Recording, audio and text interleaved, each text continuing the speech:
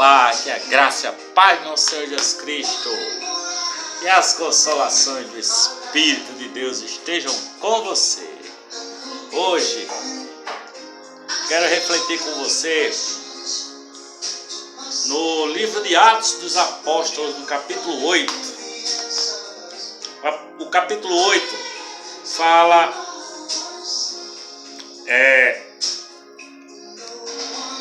de como que o Evangelho chegou à cidade de Samaria, não é?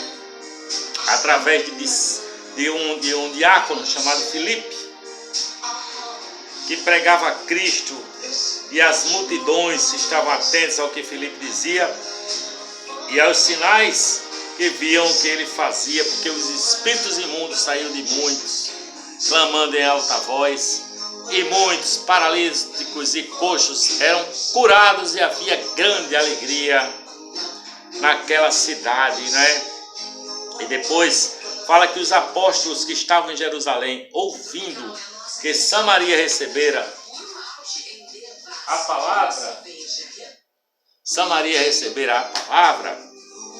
eles ficaram assim felizes, né? Enviaram para lá Pedro e João, e aqueles homens oraram para que aqueles homens de Samaria recebessem o Espírito Santo, lhes impuseram as mãos, o Espírito Santo era dado, e muitas coisas aconteceram ali. Aí veja só, nesse contexto, vai até o versículo 25, capítulo 8, do versículo 1 até o versículo 25, que diz: tendo eles, pois, testificado, falado a palavra do Senhor, voltaram para Jerusalém, e em muitas aldeias dos samaritanos anunciaram o Evangelho. Mas acontece uma coisa muito interessante aqui no versículo 26 em diante. Diz que o anjo do Senhor falou a Filipe dizendo: levanta-te e vai para a banda do sul, ao caminho que desce de Jerusalém para Gaza, que está deserta. E levantou-se e foi. E eis que um homem etíope, eunuco, mordomo de Candace, rainha dos etíopes, o qual era superintendente de todos os seus tesouros, tinha ido a Jerusalém para adoração. Regressava e, assentado no seu carro, lia o profeta Isaías. E disse o Espírito a Filipe: chega-te e ajunta-te àquele carro. E correndo Filipe, ouviu que lia o profeta Isaías e disse: entendes tu o que leis? E o homem disse: como poderia entender se alguém não me ensinar? E rogou a Filipe que subisse com ele e com ele se assentasse.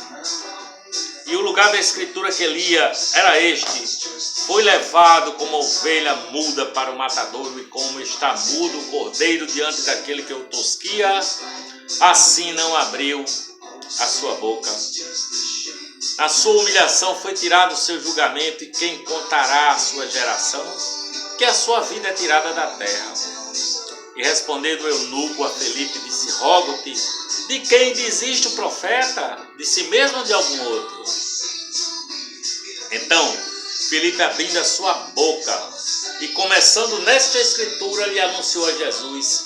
Indo eles caminhando, chegando ao pé de alguma água, disse o eunuco: eis aqui a água, quem impede que eu seja batizado?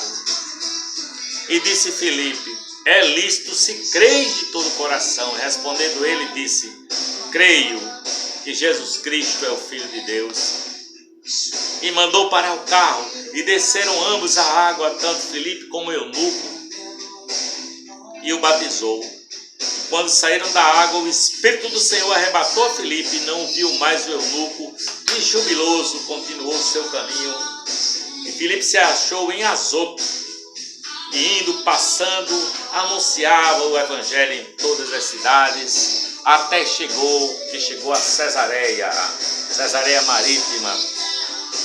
Aqui tem algumas coisas para nós analisarmos, né? Primeiro,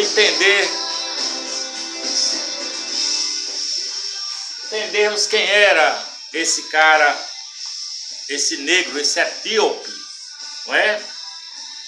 A palavra diz que o homem era um eunuco. Devia ser um homem de formação, porque ele era um mordomo mor de Candace, a rainha dos etíopes.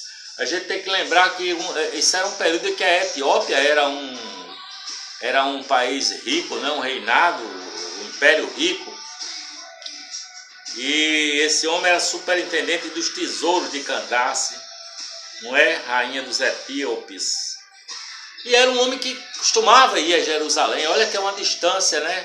Vários dias de viagem numa carruagem, com uma equipe grande, com comida, com abastecida aquela equipe, para alimentar esse pessoal que ia. E um eunuco, você sabe o que é um eunuco, né? Um eunuco é alguém que foi castrado, ou que nasceu com alguma deficiência na sua genitália, ou que mesmo que não tenha sido castrado pelos homens, nasceu assim, com os dois sexos, de sorte que seria talvez um transexual, né? Uma pessoa, um escravo, porque o eunuco normalmente era um escravo, servia como mordomo para a rainha, não é? Muitos eunucos cuidavam dos haréns dos reis. Nesse caso, esse eunuco, ele tomava conta dos tesouros da rainha, não é? Ele era um tesoureiro, digamos assim. E era esse homem com essa dualidade de sexo, nem homem nem mulher, era uma mistura, era uma coisa, sei lá, talvez indefinida. Mas você vê como o Senhor ama as pessoas que são discriminadas, porque nessa época já eram discriminados os eunucos, sejam pelo fato de serem escravos ou pelo fato de ter essa indefinição sexual. Então era um cara relegado assim, né, a um outro nível, nível inferior dos seres humanos. Mas o anjo do Senhor mobiliza céus, anjos celestiais, não é? Para chegar o amor de Deus ao coração desse cara. Diz a palavra no versículo 26 que um anjo falou a Filipe. Deus levantou um anjo, o anjo do Senhor, diz: Filipe, levanta-te daí e vai para a banda do sul, ao caminho que desce de Jerusalém para Gaza, que está deserta. Então era uma distância legal, né? Você sabe que Gaza é a região que até hoje existem os conflitos lá entre israelenses e palestinos.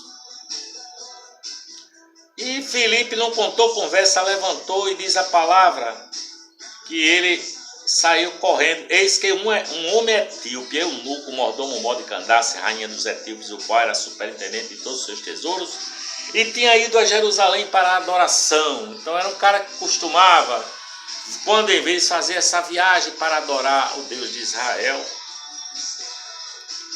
e quando ele voltava dessa adoração, ele costumava ir lendo os profetas. No caso, ele estava lendo o profeta Isaías, não é? E Filipe, correndo, alcançou a carruagem. O Espírito diz a Filipe, Espírito Santo: Filipe, chega-te e ajunta-te a esse carro. E lá vai Filipe.